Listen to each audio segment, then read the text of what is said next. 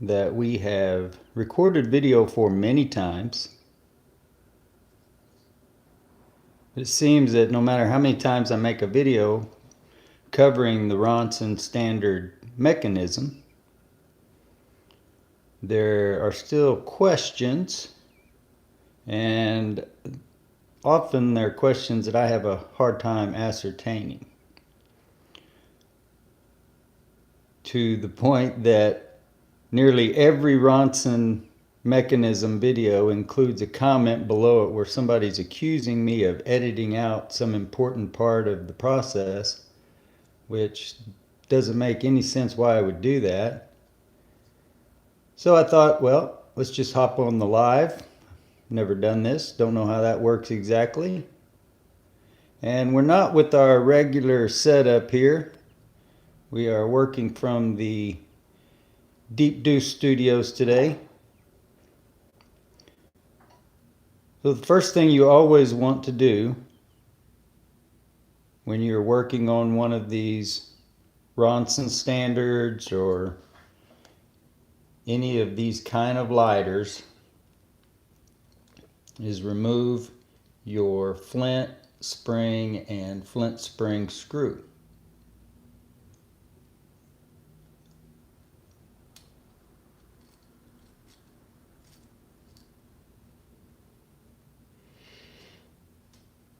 Now this particular lighter, there's a Flint. This particular lighter, we know that the mechanism is clear, that the Flint tube is clear, that everything works fine.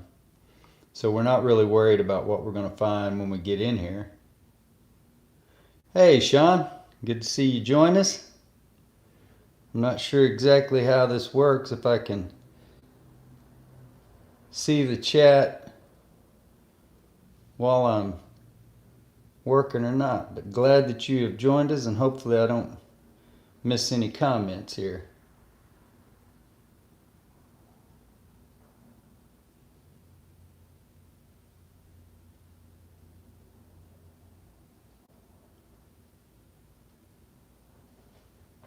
There we go. Now I can see the chat. So anyway, getting back to the project at hand, we have the Flint spring and screw and the Flint removed. And now the next thing is going to be to remove the Fulcrum Cap. Now I will go ahead and note that we're working today from a lighter, like I was just saying, that doesn't have faults, doesn't have the tube obstructed. We're not going to have to drill it out or anything like that. So another thing is, it's possible when you get ready to do this particular project that you go to spin the Fulcrum cap, and when you do, the other side turns as well. If that's the case, you may be able to get your fingernail on it to hold it. Otherwise, there are videos out there where I've shown how to put it in a vise with a screwdriver. I don't have the equipment to do that here today, and it's not necessary, but just noting that for those who might come along and want to make it out that it's not always this easy. I agree, it is definitely not always this easy. So you remove the Fulcrum cap. Careful not to lose it. Very small. Depending, you may have to put a little bit of pressure to get your fulcrum screw out.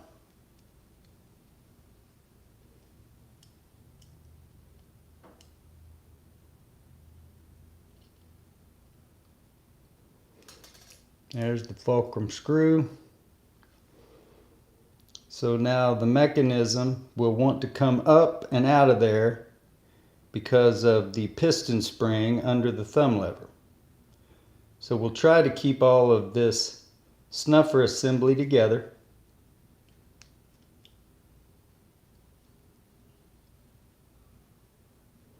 And you can see the wheel fell out, which has happened before with this particular lighter, but that's not something that I typically have a problem with happening. But no problem either way. You should remember this. It should all look familiar. We just had the repair video on this one a few weeks ago. And now the last question, I'm not going to say her name because she is not a viewer or commenter or subscriber on the channel as far as I know. She commented on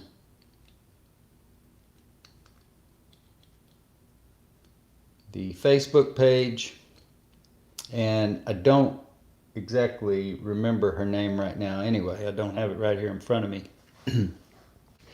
But she sent me several questions last week, and one was, how do you get this thumb lever down in here without the spring doubling over on you or bending on you? If that spring is bending on you or doubling over, then you've either got the wrong spring or that spring has been stretched way out too far. But even then, you should probably be able to fit it back down into place. So as you can see, that spring is not in danger of folding on itself or bending. Works pretty smoothly. A little bit of grime and buildup.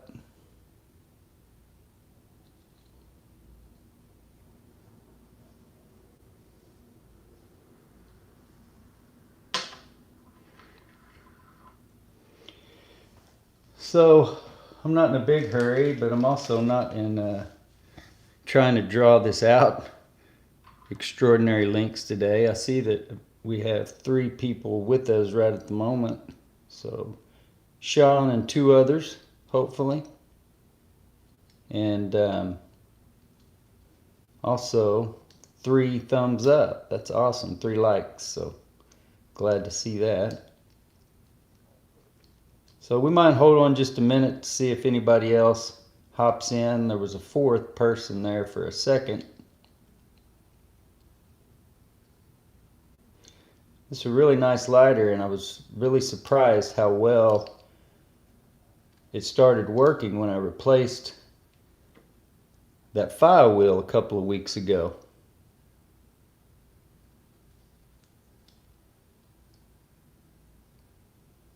Really, in my experience, I don't find the leather on them to be in this good a condition. There's always something wrong. So when it was able to be rounded into a good, dependable working lighter, I was thrilled.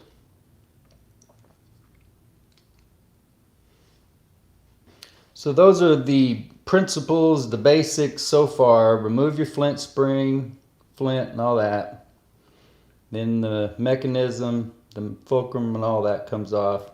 Mechanism comes out. And then, like I said, that question, the first question, or the last question I should say, that I was asked, the first one I wanted to address was the piston spring for the thumb lever. It should all just fit down in there. Sometimes, depending on, if you've had to wrestle your snuffer assembly out of there, then you might have some trouble getting the thumb lever to fit between there. You might need to separate this a little bit. Usually not. And the fulcrum screw, of course, is the right length to where it's always going to tighten up to where these are the right distance from each other once you get it back together.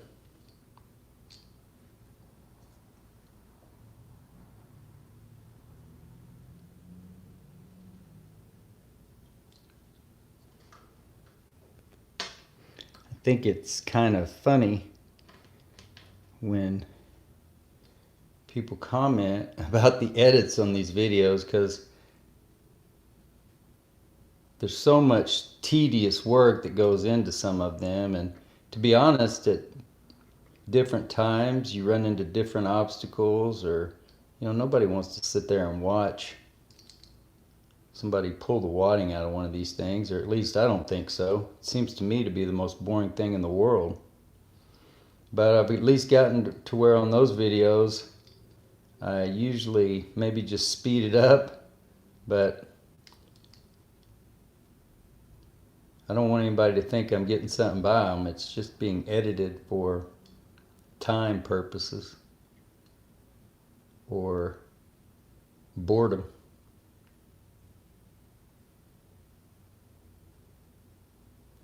Yeah, Sean, you're right. The editing, that's one thing I've been trying to work on, is getting better at shooting the videos to where they don't require as much editing, because it takes up a lot of my time.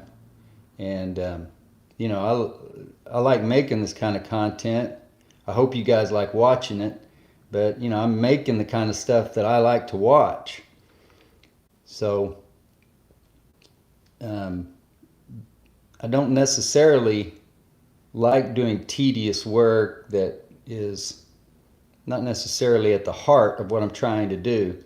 So getting better at the videos where they don't require as much editing, that's one thing.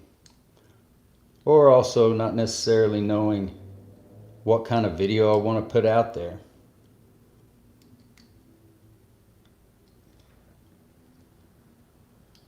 Yeah. Well, I took a good deal of the summer off, so I've just gotten back to my normal routine as far as the number that are being put out lately. For the last year and a half, I've been publishing a video every weekday morning. Well, really for the last couple of years, I think. Maybe not quite 2 years. Shortly after my introduction to Zippo Fanatic 77. We've talked about that before and the advice he gave me, and it's really been all, I said in that video, uphill too. That's the wrong word. It's all been downhill since then. It's all been good. But there's been learning curves, and that's kind of what I'm getting at with the editing. Try not to bog down or be doing things that I don't really feel like doing. It's better when I can just shoot and minimal edits, get it up, or at least that's kind of been my philosophy of late.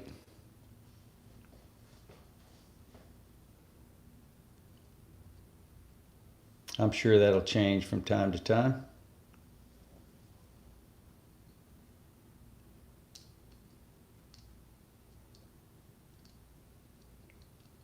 Yeah, I agree, Sean. I try to, there's times where I feel like I need to have my face on the camera. There's other times where it seems like there's no need for that at all. And I think the majority of the time there's really no need to have my face on the camera. It's more about the object right here that we're looking at. I think that's what everybody cares about, is the lighter. The lighter is the star of this show, not me. But I have been trying to get better at some techniques for editing and some of the repair videos, and some of that required quite a bit of editing, but that was fun. So yeah, it's constant evolving. And I appreciate your comments today as well. I'm going to go ahead and put this back together. We're about 15 minutes into this video. There's no reason that this should take me more than another 5, but we'll just see. So once you are reassembling the mechanism, spring, doesn't matter which direction.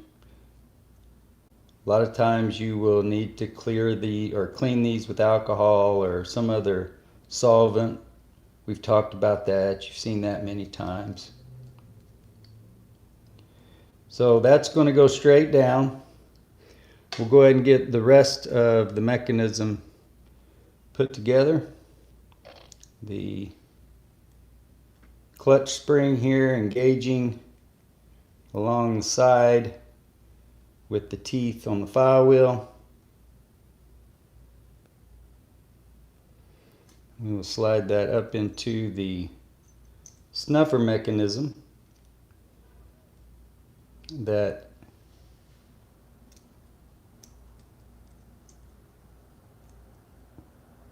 has the side gears integrated into it.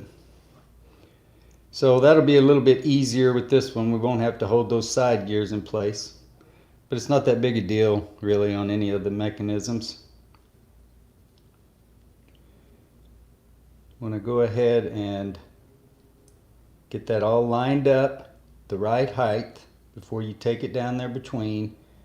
And I may have a little bit of trouble here keeping this held right and on camera. If you need to, use something to keep everything straight there in the center. And then your fulcrum screw, which there was not wanting to go all the way. But usually then you just work it up and down. It'll go on back. Now we'll get our fulcrum cap back on. Been having a lot of trouble with these lately because some of my screwdrivers got magnetized, and these screws are so light that they just, once they stick to the end of that screwdriver, they just go wherever it carries them. There's no way you could get it to stick in the hole. But we got it down this way, man, almost all the way down here with spinning it with my finger. And in my opinion, as long as you keep an eye on one and you're using it, you don't really need to tighten that up any tighter than you would need to with your thumb. So there's the mechanism reassembled without me pulling any crafty edits to trick anybody. I do understand that those side gears are difficult. It's kind of intimidating to hold all that together, so it is easier with this kind of mechanism that has the side gears integrated into the cap. But that's really the only tricky part of the mechanism to me. That's why I was kind of thrown about the comment about the... Hey Dylan, I was hoping you'd show up. The comment about the plunger spring, that one kind of threw me because there's just no way that that should... Go ahead and get our Flint, well, I was trying to groove it. Get it grooved before we tighten it all the way down. But that Flint spring or plunger spring should never be in danger of being bent. I think perhaps the wrong spring was trying to be put back in there, or that spring had been stretched out or something.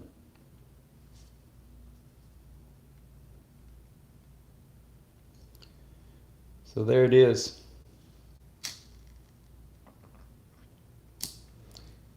And I'm glad Sean and Dylan joined us today. I may try to do this like a weekly thing, maybe on Tuesdays, just like this. Hop on, and if people want to get on and ask questions, maybe we can have a particular project, but I'm always open to anybody else's questions. I like the Vector, Dylan. The only problem that I have with it in the lighters that I use, which these are my butane lighters, it works pretty good in them, but they do get a little tricky sometimes. And I've had some, like the Zippo butane insert. It just seems like this stuff, I don't know what kind of pressure system this is under, but it's just like it's way too much for some butane lighters. And maybe even for these as they get weaker. I had one of these go out on me. I don't know, I've got a dozen of these or so that are strewn about. And if I've got a dozen, then 11 of them are still working. But other than that, it definitely seems to be a stronger product than, the little plastic tipped can of Ronson butane that I used to buy. But I'm just, I just use the butane lighters. I don't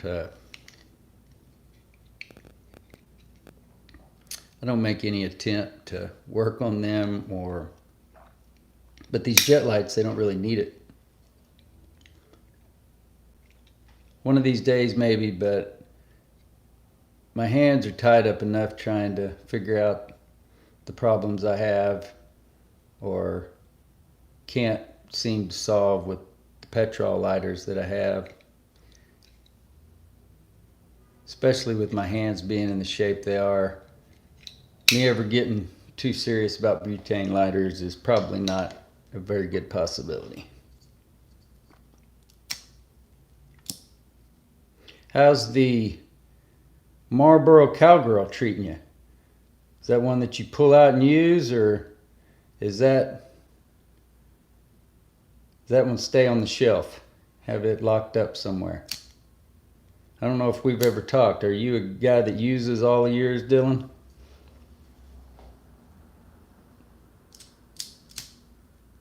This Ronson standard is not perfect. I've had some that were like buzz saws, but it's pretty close. It's pretty good. It's a good lighter.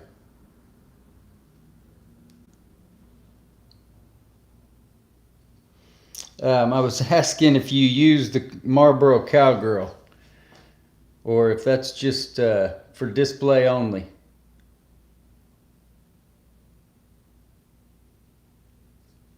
The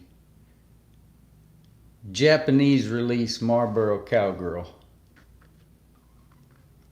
These Ronson standards, though, you can get them sometimes where they've just been through the ringer and they just seem like they're really crappy lighters.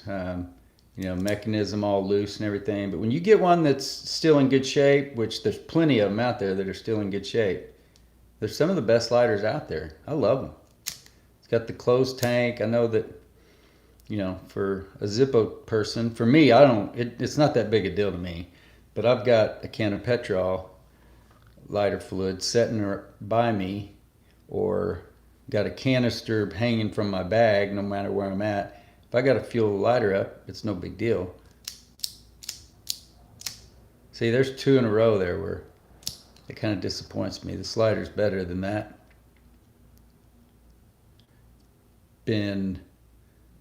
Man, you guys saw me fuel it up. It's been over a week ago when I made that video. So this one doesn't seem to work even quite as well as that Ronson Princess was. But, it'd pass the test for most folks. I'm not saying it's the most reliable, but it's at least, 75% or so.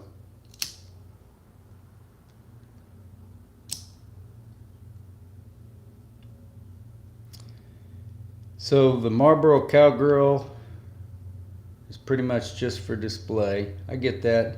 I got a few that, none of mine are simply for display, but I've got a few that would only come out for special occasions. Well, thank you guys for joining me today and being part of this first live stream. Let me see how it works, and also just kind of giving an overview of this mechanism, showing that it's really not that difficult. There's not any secret techniques, or it's just a mechanism that needs to be put back together. So Dylan and Sean, thank you guys. You other folks that have been out there that haven't commented, I appreciate you joining us as well. Until next time.